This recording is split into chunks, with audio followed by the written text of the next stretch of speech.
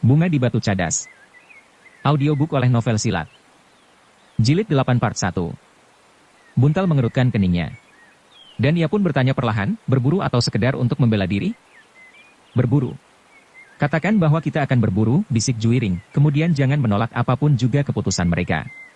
Kita berhadapan dengan prajurit-prajurit. Buntal menganggukkan kepalanya. Tetapi terbayang bahwa ia akan menghadapi kesulitan. Cepat, bentak pemimpin peronda itu, ikut aku. Buntal pun kemudian melangkah mengikuti pemimpin peronda itu memasuki gardu induk penjagaan hutan perburuan itu. Di ruang dalam, seorang prajurit yang bertubuh tinggi tegap duduk di atas sebuah amben kecil sambil bersandar tiang. Ia berpaling ketika ia melihat pemimpin peronda itu masuk bersama Buntal. Siapa itu? Bertanya prajurit yang tinggi tegap itu. Seorang pencuri binatang buruan, jawab prajurit yang membawa Buntal masuk. Prajurit yang tinggi tegap, yang agaknya adalah pemimpin dari seluruh penjagaan hutan itu pun kemudian mengerutkan keningnya.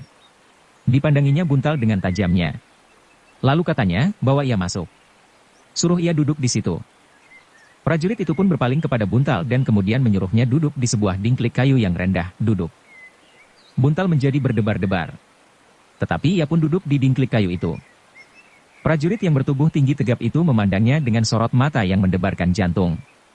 Lalu katanya dengan nada yang datar, jadi inilah orangnya yang sering mencuri binatang buruan itu, sehingga semakin lama binatang buruan di hutan ini menjadi semakin tipis. Lalu tiba-tiba suaranya menyentak, "Ih, kau dari mana?" "Aku anak padepokan Jati Aking Tuan." Jati Aking, ia mengingat-ingat, aku pernah mendengar nama itu. Jati Aking terletak di padukuhan Jati Sari Tuan. Jadi kau anak Jati Sari? Ya Tuan. Kenapa kau mencuri binatang di hutan ini? Aku tidak mengetahui Tuan, bahwa hutan ini merupakan hutan tertutup, sehingga aku sama sekali tidak berniat untuk mencuri. Itulah sebabnya kami bertiga sama sekali tidak berusaha bersembunyi atau melarikan diri ketika para peronda lewat. Bertiga? Jadi kau bertiga? Ya Tuan. Kalian tidak tahu bahwa hutan ini hutan tertutup? Sungguh tidak Tuan. Bohong, sahut prajurit yang membawa Buntal itu masuk, hutan itu telah diberi gawar dengan hampir segenggam lawe berwarna kuning. Buntal mengerutkan keningnya. Jika benar hutan itu telah diberi tanda dengan gawar lawe berwarna kuning, maka pelanggaran yang dilakukan adalah pelanggaran yang cukup berat. Tetapi justru di luar dugaannya, prajurit yang bertubuh tinggi tegap itulah yang bertanya kepada prajurit yang membawanya, apakah gawar itu mengelilingi seluruh hutan ini sehingga setiap lubang masuk telah ditandai. Prajurit itu mengerutkan keningnya. Jawabnya, tidak Ki Lurah. Tetapi jalan masuk yang biasa dilalui orang sudah kami tandai. Prajurit yang tegap itu mengangguk-angguk. Lalu ia pun bertanya kepada Buntal, dari mana kau masuk? Kami semula berjalan menyusur pinggir hutan. Tiba-tiba saja kami ingin masuk untuk melihat-melihat. Seandainya kami digolongkan dengan pemburu-pemburu, maka niat kami untuk menangkap binatang buruan, hanyalah tiba-tiba saja tumbuh setelah kami berada di dalam hutan itu. Pemimpin prajurit itu bergeser sejengkal, lalu, jadi apa niatmu sebenarnya? Kami sekedar berjalan di pinggir hutan. Kami sedang dalam perjalanan ke rumah keluarga kami, kakek kami yang tinggal di Sukawati. Pemimpin prajurit itu mengerutkan keningnya. Dan tiba-tiba saja ia bertanya, apakah orang ini membawa busur dan anak panah? Prajurit yang membawanya Buntal termangu-mangu sejenak. Namun kemudian ia menggeleng sambil menyahut, tidak. Mereka tidak membawa busur dan anak panah.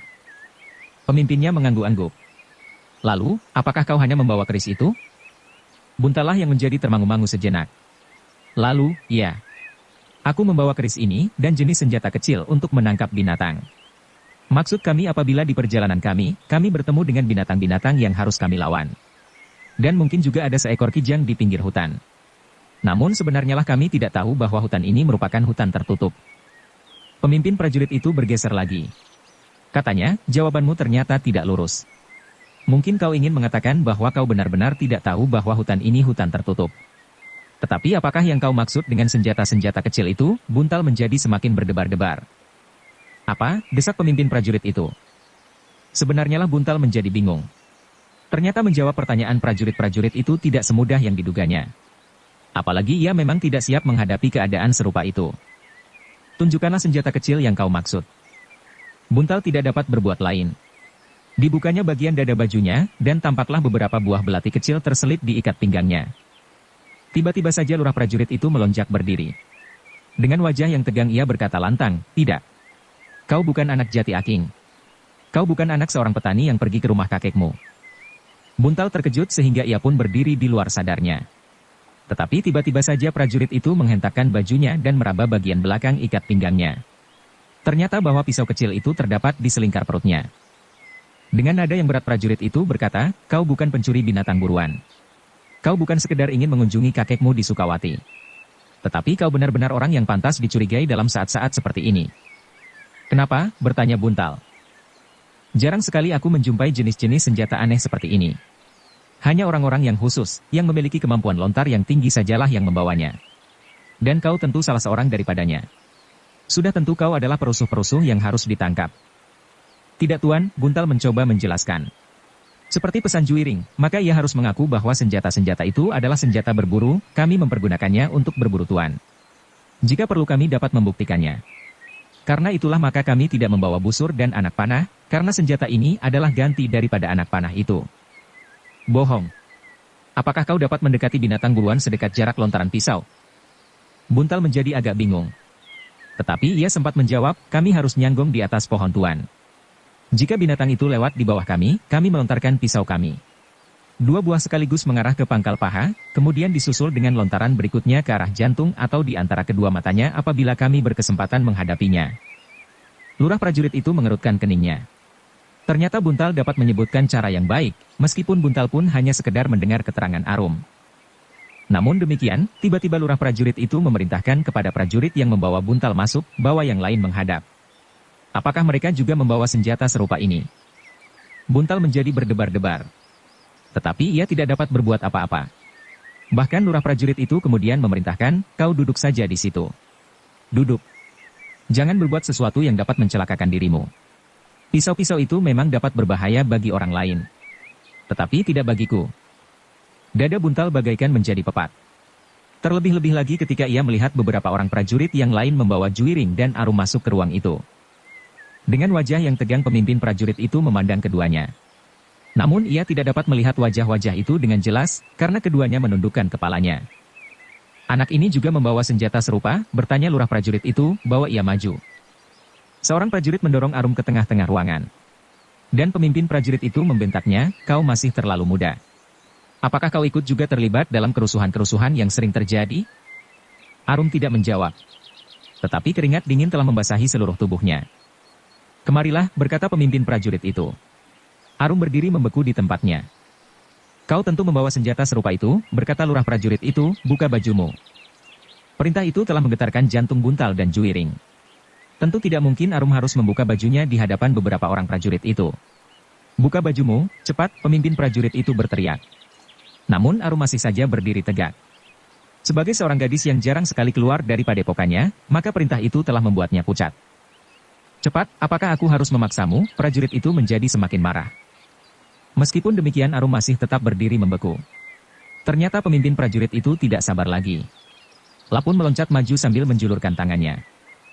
Namun selagi tangan itu belum menyentuh baju Arum, Buntal dan Juiring meloncat hampir berbareng, dan berdiri tepat di muka Arum. "Jangan Tuan," hampir berbareng pula mereka mencegah. Pemimpin prajurit itu menjadi semakin marah bukan kepalang. Dengan tangan kirinya ia menampar wajah Buntal dan Juiring berganti-ganti. Namun kedua anak muda yang telah mengalami pembajaan diri itu, hampir tidak tergerak karenanya. "Kau gila. Apakah kau sadar bahwa perbuatanmu ini dapat menyeretmu ke lubang kubur?" Juiring dan Buntal tidak menyahut. Tetapi ketika mereka sempat melihat para prajurit di sekitarnya dengan sudut mata, maka mereka pun melihat ujung-ujung senjata yang telah terjulur ke arah mereka. "Kenapa kau menghalangi aku, Hi?" bertanya lurah prajurit itu. Juiringlah yang kemudian membuka bajunya dan berkata, "Kami memang membawa senjata serupa ini." Pemimpin prajurit itu memandangi ikat pinggang Juiring. Seperti ikat pinggang Buntal, maka beberapa buah pisau kecil terdapat pada ikat pinggang itu. "Aku ingin melihat yang seorang itu. Jika kalian berkeberatan, aku akan mempergunakan kekerasan." Tetapi, suara Juiring terputus-putus. Ia menjadi bingung, bagaimana mungkin ia mencegah lurah prajurit itu membuka baju Arum. Bahwa kedua anak ini menepi, perintah pemimpin prajurit itu, "Aku akan melihat apa yang tersimpan di bawah baju anak yang tampaknya paling muda ini." Juiring dan Buntal menjadi bingung. Terlebih-lebih lagi Arum. Wajahnya menjadi semakin pucat, dan tubuhnya gemetar. Namun demikian di dalam hati gadis itu, terbersit suatu tekad, jika mereka memaksa, maka ia akan melawan dengan sekuat-kuat tenaganya. Bahkan terngiang di telinganya kata-kata ayahnya, bagi seorang anak muda, bahaya yang paling pahit adalah mati. Dan kini Arum mengalami, bahwa sebelum ia sampai pada bahaya yang paling besar bagi seorang gadis, maka yang terjadi ini pun sudah hampir membuatnya pingsan. Aku akan memilih mati, waktu itu ia menjawab. Dan ayahnya berkata bahwa kadang-kadang yang terjadi bukannya yang dipilihnya. Jika saat itu ia menjadi pingsan, maka ia tidak akan dapat memilih mati itu. Ketika beberapa orang prajurit melangkah maju dan menekan ujung pedangnya ke tubuh Juiring dan Buntal, maka tidak ada pilihan lain bagi Juiring untuk melakukan usaha terakhirnya. Karena itu, ketika ujung pedang itu menekannya semakin keras, maka tiba-tiba saja ia menarik ikat kepalanya yang kumal dan sama sekali membuka bajunya. Dengan suara yang bergetar ia memanggil, "Ki Lurah Bausasra." Lurah prajurit itu terkejut. Dengan tajamnya ia mengamati Juiring yang tidak menundukkan kepalanya lagi, dan apalagi kini kepalanya tidak tertutup lagi oleh ikat kepala yang sudah kumal itu sebagaimana kebiasaan seorang petani. "Kau mengenal namaku?" "Iya Ki Lurah." "Aku mengharap Ki Lurah juga mengenal aku atau setidak-tidaknya salah seorang dari kalian." Lurah prajurit yang bernama Bausasra itu menjadi terheran-heran. Dipandanginya anak muda yang menyebut namanya itu dengan saksama. Dengan suara yang ragu-ragu ia bertanya, "Siapa kau? Siapa?" "Pandanglah aku. Adalah kebetulan kita sudah pernah bertemu. Kebetulan sekali kau pernah datang ke rumahku, dan kita pernah bercakap-cakap. Tentu kau lupa kepadaku, karena kau adalah seorang prajurit yang menunaikan tugasmu tidak di satu tempat. Tetapi aku tidak lupa kepadamu." "Siapa? Siapa?" Bausasra bertanya semakin keras, "Sebut namamu jika nama itu dapat mengingatkan aku kepadamu. Namun meskipun kau sudah mengenal aku, itu bukan berarti bahwa aku dapat melepaskan tanggung jawabku sebagai seorang prajurit yang menjaga hutan buruan ini." Juiring menarik keningnya. Sambil mengangguk-anggukan kepalanya ia berkata, "Kau benar. Meskipun aku mengenal kau dan kau mengenal aku, itu bukan berarti bahwa kau dapat melepaskan tanggung jawabmu. Kau kini sedang bertugas mengawasi hutan buruan ini, dan melarang setiap orang berburu di sini. Bukankah itu tugasmu? Tugasmu sama sekali tidak untuk menangkap orang dalam tuduhan yang lain kecuali melarang peraturan hutan tutupan ini." "Tidak. Aku adalah seorang prajurit. Jika aku menjumpai kesalahan yang lain, apalagi perusuh-perusuh, meskipun tidak sedang berada di daerah tugasku, aku memang wajib menangkapnya. Dan sekarang kalian menimbulkan kecurigaanku karena sikapmu, senjatamu dan tentu ada suatu rahasia yang tersembunyi pada anak yang masih terlalu muda itu." "Ki Lurah," berkata Juiring kemudian, "marilah kita batasi persoalan kita. Kau bertugas di hutan buruan ini. Dan menurut peraturan, para bangsawan diperkenankan berburu di hutan ini. Dan aku pernah melihat Raden Rudira berburu di sini.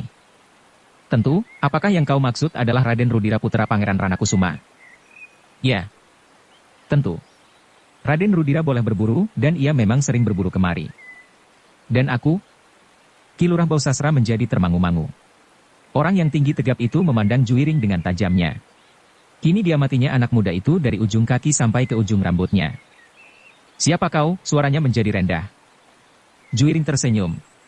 Katanya, "Apakah benar-benar tidak ada seorang pun yang mengenal aku di sini?" Ki Lurah memandang berkeliling. Beberapa orang prajurit menjadi termangu-mangu. Dan yang lain menggelengkan kepalanya.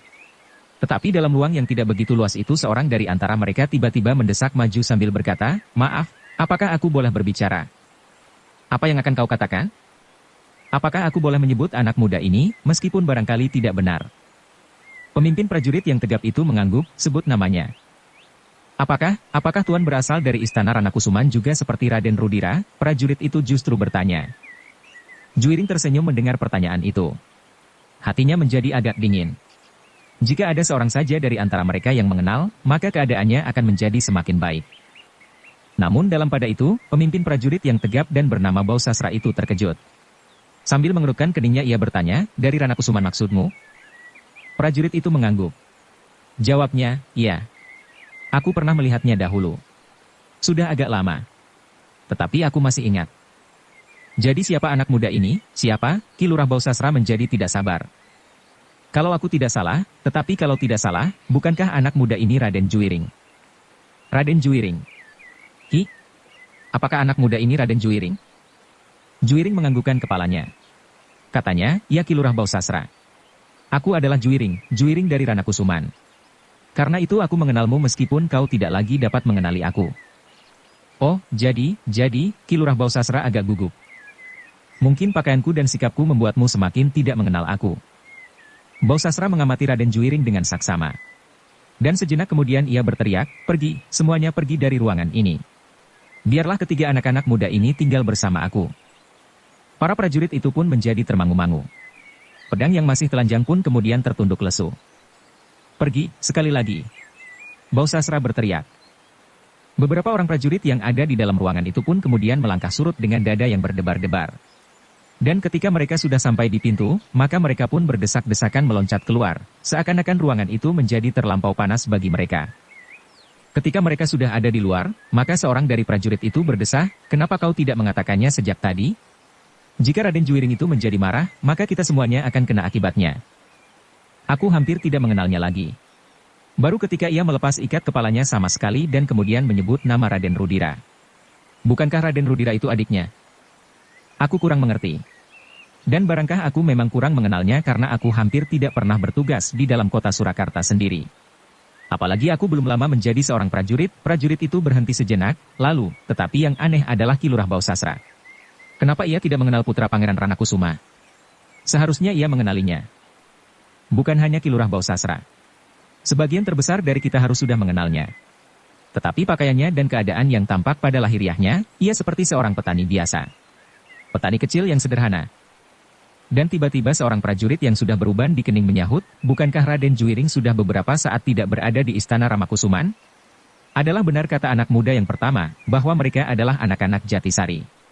Raden Juwiring itu tentu berada di padepokan yang disebutnya Padepokan Jati Aking itu. Prajurit-prajurit itu terdiam sejenak. Tetapi mereka masih tetap berdebat.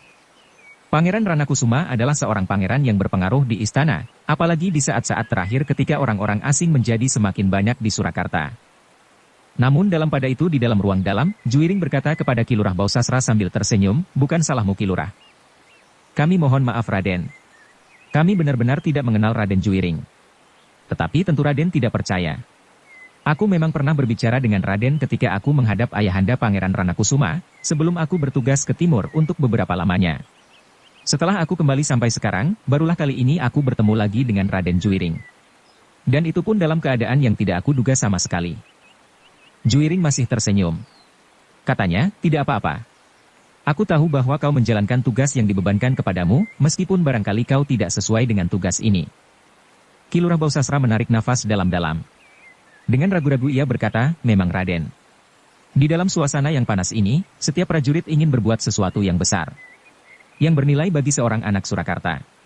Tetapi aku justru mendapat tugas mengawasi binatang buruan. Hanya mengawasi beberapa ekor kijang dan harimau kumbang."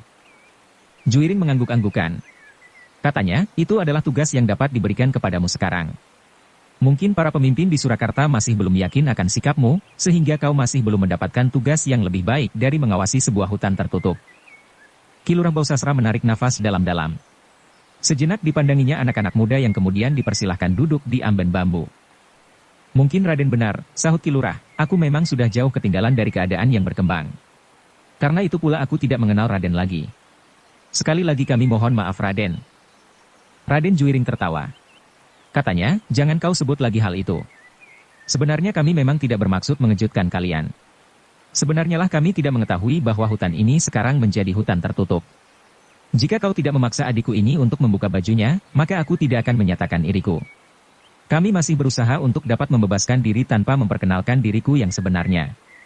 Tetapi kecurigaan kalian beralasan. Senjata-senjata ini memang senjata yang aneh, yang tidak lazim dipakai oleh para pemburu. Tetapi kami dapat mempergunakannya dengan baik." Ki Lurah mengangguk. Tetapi ia bertanya, "Siapakah yang Raden maksud dengan adik Raden?" "Keduanya adalah adik seperguruanku di dalam olah kajiwan dan kanuragan. Seperti yang sudah dikatakan, kami kini tinggal bersama-sama di Padepokan Jati Aking. Dan adikku yang bungsu ini adalah anak Kiai Danatirta dari Jati Aking." "Oh, aku minta maaf. Aku tidak mengerti. Tetapi penolakan Raden terhadap permintaanku sangat menambah kecurigaanku." "Kau benar. Tetapi bertanyalah, siapakah nama anak itu?" Arum termangu-mangu mendengar kata-kata Juwiring. Tetapi ia pun kemudian mengerti maksudnya. Karena itu ketika Bausasra memandang kepadanya, ia menjawab, "Namaku Arum." Mata Bausasra terbelalak karenanya. Dengan suara gemetar ia bertanya, "Apakah kau seorang gadis? Atau suaramu sajalah yang seperti suara seorang gadis?" Ia memang seorang gadis, meskipun bentuknya seperti seorang anak laki-laki. Oh, keringat yang dingin mengembun di dahi Ki Lurah Bausasra. Aku minta maaf yang sebesar-besarnya. Untunglah di sini ada Raden Juwiring. Arum tertunduk dalam-dalam. Di pipinya membayang warna semburat merah. Tetapi ia pun tersenyum pula seperti Juwiring dan Buntal. Sudahlah, berkata Juwiring, marilah kita lupakan saja peristiwa ini. Aku akan segera melanjutkan perjalananku ke Sukawati. Ki Lurah Bausasra masih dicengkam oleh kegelisahan. Bahkan kemudian ia berkata, aku minta maaf kepada kalian semua. Aku benar-benar tidak mengerti bahwa aku berhadapan dengan Raden Juwiring dan kedua adik seperguruannya. Apalagi seorang daripadanya adalah seorang gadis. Bukan salahmu Ki Lurah. Aku tahu, kau dan para prajurit itu sedang melakukan kewajibannya. Aku pun minta maaf bahwa aku telah membuat kau dan prajuritmu menjadi sibuk. Tidak. Tidak. Raden tidak bersalah. Raden berhak berburu di hutan ini seperti juga Raden Rudira dan putra-putra pangeran yang lain. Terima kasih. Kami tidak ingin berburu. Ki Lurah Bausasra mengerutkan keningnya. Namun Juwiring tertawa dan berkata, mungkin keterangan kami berbelit-belit dan kadang-kadang saling bertentangan. Jika kalian tidak mengenal kami, maka kalian tentu akan menjadi semakin curiga. Tetapi sebenarnya lah bahwa kami memberikan keterangan yang tidak sebenarnya, karena semula kami tidak bermaksud mengatakan tentang diri kami masing-masing yang sebenarnya. Terutama aku sendiri, sehingga kami mencoba untuk mencari-cari alasan, sehingga dengan demikian keterangan kami menjadi berbelit-belit. Ki Lurah Bausasra tidak menyahut. Dan Raden Juwiring berkata selanjutnya, tetapi sebenarnya lah kami hanya ingin lewat, kami akan pergi ke Sukawati. Ki Lurah Bausasra mengangguk-angguk. Oleh guru kami dibekali dengan senjata-senjata kecil ini. Justru karena keadaan semakin lama menjadi semakin kisruh dan tidak menentu. Ki Lurah Bausasra masih mengangguk-angguk. Kami sengaja tidak membawa senjata yang mencolok selain keris dan pisau-pisau belati kecil ini. Senjata-senjata ini dapat sekedar melindungi diri kami apabila kami perlukan, namun tidak memancing perhatian dan persoalan, karena kami dapat menyembunyikannya di bawah baju kami. Kami mengerti, jawab Ki Lurah Bausasra, kini aku percaya. Semula keterangan Raden dan adik-adik seperguruan Raden memang membingungkan dan mencurigakan. Tetapi kini kami dapat mengerti, kenapa Raden dan adik-adik Raden berusaha untuk menghindarkan diri dari pertanyaan-pertanyaan kami dan tidak menjawab sebenarnya seperti yang akan Raden lakukan. Ya. Terima kasih atas pengertian Ki Lurah. Dan sekarang kami akan minta diri. Tetapi tentu bukan untuk mengunjungi seorang kakek yang sudah lama tidak bertemu. Raden Juwiring tersenyum. Sebenarnya aku juga menunggu kesempatan, kapan aku dapat menghadap Pangeran Mangkubumi, desis Bausasra. Juwiring mengerutkan keningnya. Namun ia pun kemudian menarik nafas dalam-dalam. Ia harus hati-hati menghadapi orang yang tidak begitu dikenalnya. Mungkin Bausasra hanya sekedar memancingnya, dan kemudian melaporkannya kepada pimpinan prajurit di Surakarta, yang mempunyai wewenang untuk melakukan penangkapan atas para bangsawan. Bersambung ke jilid 8 part 2. Dukung kami dengan subscribe, follow, like, komen dan share. Terima kasih.